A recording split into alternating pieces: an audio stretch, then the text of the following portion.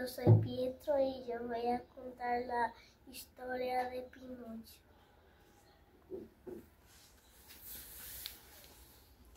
Había una vez un hombre que hacía muñecos de madera y él decidió hacer un muñeco que se llama Pinocho.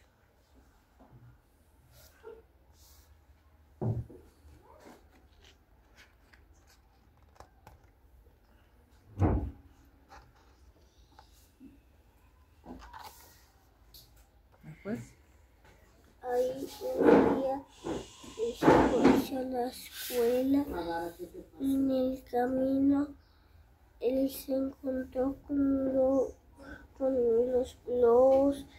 Ahí ellos le llevaron hacia un circo.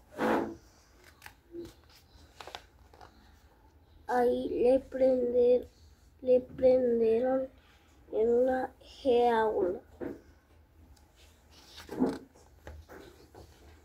Ahí su hada, madrina llegó y le rescató.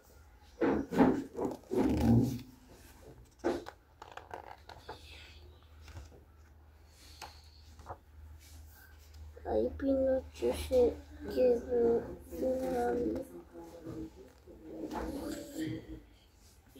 Su papá le fue atrás de Pinocho y se quedó de su alrededor de la ballena. Ahí Pinocho le fue a rescatar a su papá y vivieron felices para siempre. muy bien, mira.